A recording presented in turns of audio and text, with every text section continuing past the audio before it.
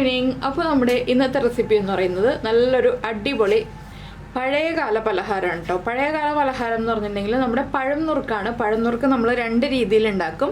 അപ്പോൾ അതിലൊരു രീതിയാണ് ഞാൻ ഇന്ന് കാണിച്ചു തരാൻ പോകുന്നത്. നേരത്തെ ഞാനൊരു രീതിയിലുള്ള പഴം നുറുക്ക് ഇട്ടിട്ടുണ്ട്. നീതാസ് ടേസ്റ്റ്ലാൻഡ് പഴം നുറുക്ക് റെസിപ്പി എന്ന് പറഞ്ഞ് സെർച്ച് ചെയ്തിട്ടുണ്ടെങ്കിൽ നിങ്ങൾക്ക് ആ റെസിപ്പി കിട്ടും. അപ്പോൾ സാധാരണ നമ്മൾ പഴംനുറുക്ക് റെസിപ്പി ചെയ്യാറുള്ളത് ഓണത്തോടനുബന്ധിച്ചാണ്. ഇതിപ്പോൾ ഓണത്തിന് തന്നെ ചെയ്യണം എന്ന് നിർബന്ധമൊന്നുള്ള റെസിപ്പിയൊന്നുമല്ല. നമുക്ക് എപ്പോൾ വേണമെങ്കിലും പഴംനുറുക്ക് ഉണ്ടാക്കി കഴിക്കാം. അപ്പോൾ ഈ മഴക്കാലത്ത് ചൂട് പഴംനുറുക്കൊക്കെ ചേർത്ത് ചായ കുടിക്കുകയാണെന്നുണ്ടെങ്കിൽ ഒരു രസമല്ലേ. അപ്പോൾ നമുക്ക് പഴയകാല ഓർമ്മകളൊക്കെ ഒന്ന് പൊടി തട്ടിയെടുക്കാം. നമ്മുടെ പഴംനുറുക്ക് എങ്ങനെയാണ് ഉണ്ടാക്കുന്നതെന്ന് നമുക്കൊന്ന് നോക്കാം.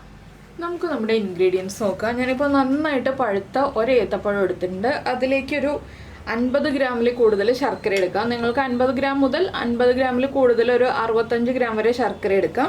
പിന്നെ ഇത് ഓപ്ഷണലാണ്. തേങ്ങ ചിരവിയത് 2 ടേബിൾ സ്പൂൺ തേങ്ങ ചിരവിയത് എടുക്കാം ആവശ്യമാണെങ്കിൽ. ഇല്ലെങ്കിൽ ചേർത്തില്ലെങ്കിലും കുഴപ്പമില്ല. തേങ്ങ ചിരവിയത് ചേർത്താൽ ടേസ്റ്റ് കൂടുതലാണ്. പിന്നെ വേണ്ടത് നെയ്യാണ്. 1 ടേബിൾ സ്പൂൺ മുതൽ 2 ടേബിൾ സ്പൂൺ വരെ നെയ്യ് ചേർക്കാം. അപ്പോൾ 1 ടേബിൾ സ്പൂൺ മതി എന്നുണ്ടെങ്കിൽ ചെറിയൊരു നെയ്യുടെ ടേസ്റ്റ് ഉണ്ടാവുള്ളൂ. 2 ടേബിൾ സ്പൂൺ നെയ്യ് ചേർക്കുകയാണെങ്കിൽ നല്ലൊരു നെയ്യുടെ ടേസ്റ്റ് ഉണ്ടാവും. അപ്പോൾ അത് നിങ്ങളുടെ ഇഷ്ടത്തിനനുസരിച്ച് ചേർക്കാം കേട്ടോ. പിന്നെ വേണ്ടത് ഒരു ഏലക്കയാണ്. ആ ഒരു ഏലക്കയുടെ ഫ്ലേവർ മതി നമുക്ക്. അപ്പോൾ ആദ്യം നമുക്ക് ഏത്തപ്പഴം ഒന്ന് നെയ്യിൽ വഴച്ചെടുക്കണം. നെയ്യിൽ വഴച്ചെടുക്കാന്ന് വെച്ചിട്ടുണ്ടെങ്കിൽ കുറച്ച് സമയം എടുക്കുന്ന ഒരു കാര്യമാണ്. കുറച്ച് സമയം നമ്മൾ ഏത്തപ്പഴം നെയ്യിലൊന്ന് വരട്ടിയെടുക്കണം. അങ്ങനെ എടുത്താലാണ് ഇതിനൊരു ടേസ്റ്റ് ഉണ്ടാവുക. അപ്പോൾ ആദ്യം നെയ്യൊന്ന് ചൂടാക്കി എടുക്കാം. അപ്പോൾ നമ്മളൊരു പാനിൽ നെയ്യ് ചൂടാക്കി വെച്ചിട്ടുണ്ട്. ഇതിലേക്ക് നമ്മൾ കട്ട് ചെയ്ത് വെച്ചിരിക്കുന്ന പഴം ചേർത്ത് കൊടുക്കാം. പഴത്തിൻ്റെ എല്ലാ സൈഡും ഒരുപോലെ മൊരിഞ്ഞ് വരണം. അതിനായിട്ട് നമ്മൾ മീഡിയം ഫ്ലെയിമിൽ വെച്ചിട്ട് പഴം നന്നായിട്ടൊന്ന് നെയ്യിൽ മൊരിച്ചെടുക്കുക. കുറച്ച് സമയം എടുക്കും കേട്ടോ ഇതൊന്ന് നെയ്യിൽ മൊരിഞ്ഞ് വരാനായിട്ട്. നല്ല പഴുത്ത പഴം തന്നെ എടുക്കണം എന്ന് പറയുന്നത് എന്താണെന്ന് വെച്ചാൽ അപ്പോഴേ പഴത്തിൻ്റെ മധുരം കറക്റ്റായിട്ട് നമുക്ക് എൻജോയ് ചെയ്യാൻ പറ്റുള്ളൂ. ഇതുപോലെ പാൻ ഒന്ന് ഇളക്കി കൊടുത്ത് നമുക്കിതൊന്ന് മൊരിച്ചെടുക്കാം. നന്നായിട്ടൊന്ന് ബ്രൗൺ ഷെയ്ഡ് ആയി വരുന്നത് വരെ മൊരിച്ചെടുക്കാം. സാധാരണ നമ്മൾ പഴംനുറുക്ക് 2 രീതിയിൽ ഉണ്ടാക്കാറുണ്ട്. ഇതുപോലെ നെയ്യിൽ മൊരിച്ചെടുത്തിട്ട് ഉണ്ടാക്കാറുണ്ട്. അല്ലാതെ നമ്മൾ പഴം വേവിച്ചിട്ട് പഴംനുറുക്ക് ഉണ്ടാക്കാറുണ്ട്. അത് ഓണത്തിനാണ് പഴം വേവിച്ചിട്ട് പഴംനുറുക്ക് ഉണ്ടാക്കാറുള്ളത്. ഇത് വൈകുന്നേരം ചായക്ക് സ്നാക്സ് ആയിട്ട് ഉണ്ടാക്കുന്ന രീതിയാണ്. അപ്പോൾ നിങ്ങൾ ഏത് രീതിയിലാണോ പഴംനുറുക്ക് ഉണ്ടാക്കുന്നതെന്ന് വെച്ചിട്ടുണ്ടെങ്കിൽ അതൊന്ന് കമൻറ്റ് ചെയ്യണേ. സാധാരണ പഴംനുറുക്ക് ഉണ്ടാക്കുന്ന രീതി, നിങ്ങളുടെ നാട്ടിലെ രീതി. അപ്പോൾ 2 രീതിയിൽ നമുക്ക് ഉണ്ടാക്കാം. ഇതിൽ നെയ്യ് കുറച്ച് കൂടുതൽ യൂസ് ചെയ്യണം എന്നേ ഉള്ളൂ. പക്ഷേ ടേസ്റ്റ് ഉണ്ട്. ടേസ്റ്റ് കൂടുതലാണ് നെയ്യൊക്കെ കൂടുതൽ ചേർക്കുമ്പോൾ. അപ്പോൾ ഞാനിത് ഇനി കളറൊന്ന് മാറി വരുന്നത് വരെ ഇതുപോലെ ടോപ്പും ബോട്ടും എല്ലാം കറക്റ്റാക്കി ഒന്ന് വേവിച്ച് മുരിച്ചെടുക്കട്ടെ. അപ്പോൾ നമ്മുടെ പഴത്തിൻ്റെ കളർ കണ്ടോ നല്ലൊരു ബ്രൗൺ ഷെയ്ഡായി വന്നിട്ടുണ്ട്. ഞാനിപ്പോൾ ഒരു ഏലക്കയുടെ സീഡ്സ് ഇതുപോലെ എടുത്തിട്ടുണ്ട്. ഇത് ഇട്ട് കൊടുക്കുകയാണ്. ഇനി നമ്മുടെ ശർക്കര 1 കപ്പ് വെള്ളത്തിൽ ഞാൻ മെൽറ്റ് ചെയ്ത് എടുത്തിട്ടുണ്ട്. 1 കപ്പ് വെള്ളത്തിൽ തന്നെ മെൽറ്റ് ചെയ്തെടുക്കാം കേട്ടോ. കുറച്ച് വെള്ളം കൂടുതൽ വേണം. അപ്പോൾ ശർക്കര പാനി ഒഴിച്ചു കൊടുക്കാം. ഇനി ഈ ശർക്കര പാനിയിൽ കിടന്നിട്ട് നമ്മുടെ പഴമെല്ലാം വീണ്ടും കുക്കായി വരണം. നമ്മൾ വീണ്ടും സെയിം പ്രോസസ്സ് തന്നെ റിപ്പീറ്റ് ചെയ്യുക. ഇതുപോലെ തന്നെ ഇളക്കി കൊടുക്കുക. തിരിച്ചും മറിച്ചും ഒക്കെ ഇട്ട് ഇളക്കി കൊടുത്ത് നമ്മൾ വീണ്ടും ഇതുപോലെ തന്നെ ഈ ശർക്കരപ്പാനി മുഴുവൻ വറ്റിച്ചെടുക്കണം. അതാണ് നമ്മുടെ ഉദ്ദേശം. അപ്പോൾ ശർക്കരപ്പാനി മുഴുവൻ വറ്റി വരുന്നത് വരെ നമ്മൾ ഇതുപോലെ ഇളക്കി ഒന്ന് ആ സൈഡിലേക്ക് ഈ സൈഡിലേക്കൊക്കെ തിരിച്ചിട്ട് കൊടുക്കുക. ശർക്കരപ്പാനി മുഴുവൻ നമ്മുടെ പഴത്തിലേക്ക് അബ്സോർബ് ആവണം. അതാണ് വേണ്ടത്. അപ്പോൾ ആ നെയ്യുടെ ഫ്ലേവറൊക്കെ നന്നായിട്ട് പഴത്തിലേക്ക് അബ്സോർബ് ആയിട്ടുണ്ട്. ഇനി ശർക്കരപ്പാനിയും കൂടി അബ്സോർബായി വരട്ടെ. അതുവരെ നമുക്ക് വെയിറ്റ് ചെയ്യാം.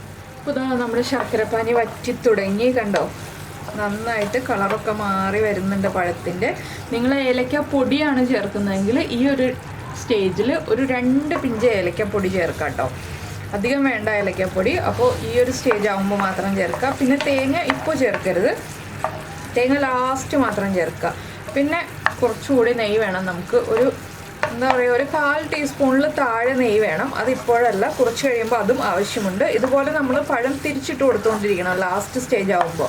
എന്താണെന്ന് വെച്ചിട്ടുണ്ടെങ്കിൽ പഴത്തിൻ്റെ എല്ലാ ഭാഗത്തേക്കും നമ്മുടെ ശർക്കരപ്പാനി നന്നായിട്ട് കോട്ടായി വരണം. അതിനാണ് നമ്മൾ ലാസ്റ്റ് സ്റ്റേജ് ആകുമ്പോൾ ഫ്ലെയിം കുറച്ച് വെച്ചിട്ട് ഇതുപോലെ ചെറിയ ഫ്ലെയിമിൽ വെച്ച് ഇതുപോലെ കോട്ട് ചെയ്ത് എടുക്കുക. അപ്പോൾ എല്ലാവർക്കും ഈ ഒരു റെസിപ്പി ഇഷ്ടമായിട്ടുണ്ടാവുമെന്ന് വിചാരിക്കുന്നു. വളരെ എളുപ്പമുള്ള റെസിപ്പിയാണ്. ഒരു പഴം ഉണ്ടെങ്കിൽ തന്നെ കുട്ടികൾക്കൊക്കെ നല്ല ഹെൽത്തി ആയിട്ട് ഉണ്ടാക്കി കൊടുക്കാൻ പറ്റിയ റെസിപ്പിയാണ്. നെയ്യൊക്കെ കുട്ടികൾക്ക് കൊടുക്കുന്നതിന് കുഴപ്പമൊന്നുമില്ല. നമുക്ക് ആവശ്യത്തിന് നെയ്യൊക്കെ കുട്ടികൾക്ക് കൊടുക്കാം. അപ്പോൾ എന്തായാലും കുട്ടികൾക്കാണെങ്കിലും വലിയവർക്കാണെങ്കിലും എല്ലാവർക്കും കഴിക്കാൻ പറ്റിയ റെസിപ്പിയാണ്. ശർക്കരപ്പാനി ആയതുകൊണ്ട് തന്നെ ഡയബറ്റിക് ആയിട്ടുള്ള ആൾക്കാർക്കാണെങ്കിലും വല്ലപ്പോഴും ഒക്കെ കൊടുക്കാം. എപ്പോഴും ഉണ്ടാക്കി കൊടുക്കരുത്. ഒരുപാട് ശർക്കരയും നമ്മൾ എടുക്കുന്നില്ല. ചെറിയൊരളവിൽ ശർക്കര എടുക്കുന്നുള്ളൂ. അപ്പോൾ എല്ലാവരും ഉണ്ടാക്കി കഴിച്ചിട്ട് അഭിപ്രായമൊക്കെ പറയുക. അതുപോലെ തന്നെ നമ്മുടെ ചാനൽ ആദ്യമായിട്ട് കാണുകയാണെങ്കിൽ നമ്മുടെ വീഡിയോ പ്രസൻറ്റ് ചെയ്യുന്ന രീതിയൊക്കെ ഇഷ്ടമായി എന്നുണ്ടെങ്കിൽ നമ്മുടെ ചാനലൊന്ന് സബ്സ്ക്രൈബ് ചെയ്ത് സപ്പോർട്ട് ചെയ്യണേ. സബ്സ്ക്രൈബ് ചെയ്യുന്നതിന് ഈ വീഡിയോയുടെ താഴെയുള്ള റെഡ് സബ്സ്ക്രൈബ് ബട്ടൺ ഒന്ന് ക്ലിക്ക് ചെയ്യുക. അതിൻ്റെ റൈറ്റ് സൈഡിലുള്ള ബെല്ലൈക്കണും ക്ലിക്ക് ചെയ്യുക. അപ്പോൾ ഓൾ എന്ന് പറഞ്ഞിട്ടൊരു ഓപ്ഷൻ കാണാം. ആ ഓളും കൂടി പ്രസ് ചെയ്തിട്ടുണ്ടെങ്കിൽ ഞാൻ എപ്പോഴും വീഡിയോ അപ്ലോഡ് ചെയ്യുമ്പോൾ നിങ്ങൾക്ക് നോട്ടിഫിക്കേഷൻ വരും. പിന്നെ ഇതിൻ്റെ ഒരു പ്രത്യേകത എന്താണെന്ന് വെച്ചാൽ നല്ല ചൂടോടെ കഴിക്കരുത്.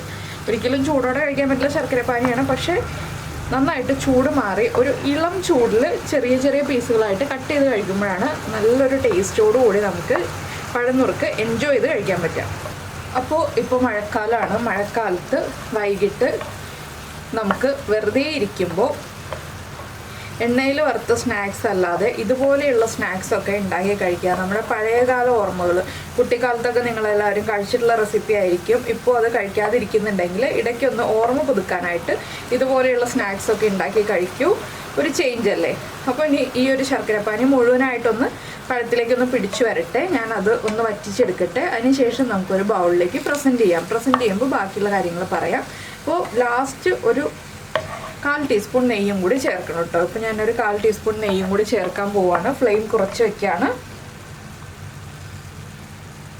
നെയ്യ് ചേർത്തിട്ടുണ്ട്. ഇനി ഒന്ന് ഇളക്കി മിക്സ് ചെയ്യുക. നെയ്യുടെ ഒരു ഫ്ലേവർ ലാസ്റ്റ് ഒന്ന് കിട്ടാൻ വേണ്ടിയാണ് നമ്മൾ നെയ്യ് ചേർത്ത് കൊടുത്തത്. ഇനി നമുക്ക് ഫ്ലെയിം ഒന്ന് കൂട്ടി വെച്ചിട്ട് ഈ ശർക്കരപ്പാനി മുഴുവനായിട്ടൊന്ന് അബ്സോർബ് ആവുന്നത് വരെ ഒന്ന് കോട്ട് ചെയ്തെടുക്കാം. ശർക്കരപ്പാനി നന്നായിട്ടൊന്ന് അബ്സോർബായി വരട്ടെ. അപ്പോൾ ഇതാ നമ്മുടെ പഴനുറുക്ക് നമ്മൾ പ്ലേറ്റിലേക്ക് മാറ്റിയിട്ടുണ്ട്. തേങ്ങയൊക്കെ ഇട്ട് ഗാർണിഷ് ചെയ്തിട്ടുണ്ട്. ഇതുപോലെ ഗാർണിഷ് ചെയ്യാൻ മാത്രമേ നമുക്ക് തേങ്ങയുടെ ആവശ്യമുള്ളൂ. അതുകൊണ്ടാണ് ഞാൻ പറഞ്ഞത് ഗാർണിഷ് ചെയ്യാൻ വേണമെന്നുണ്ടെങ്കിൽ മാത്രം നമ്മൾ തേങ്ങ ഉപയോഗിക്കുക. നിങ്ങൾക്ക് ഓപ്ഷനിലാണെന്ന് പറഞ്ഞത്. കുറച്ചുകൂടി തേങ്ങ ചേർക്കണം എന്നുണ്ടെങ്കിൽ തേങ്ങ ചേർക്കാം. എന്താണെന്ന് വെച്ചാൽ നമ്മളിങ്ങനെ കട്ട് ചെയ്ത് കഴിക്കുമ്പോൾ ആ ഓരോ ബൈറ്റിലും തേങ്ങ വേണമെന്നുണ്ടെങ്കിൽ കുറച്ചുകൂടി തേങ്ങ ചേർക്കാം. അപ്പോൾ എന്തായാലും എല്ലാവരും ഉണ്ടാക്കി നോക്കുമെന്ന് വിചാരിക്കുന്നു. ഉണ്ടാക്കി നോക്കിയിട്ട് ഇഷ്ടമായാൽ ലൈക്ക് ചെയ്യാനും കമൻറ്റ് ചെയ്യാനൊന്നും മറന്നുപോയില്ലല്ലോ. അപ്പോൾ നമുക്ക് നമ്മുടെ അടുത്ത റെസിപ്പിയുമായിട്ട് അടുത്ത ദിവസം വീണ്ടും കാണാം.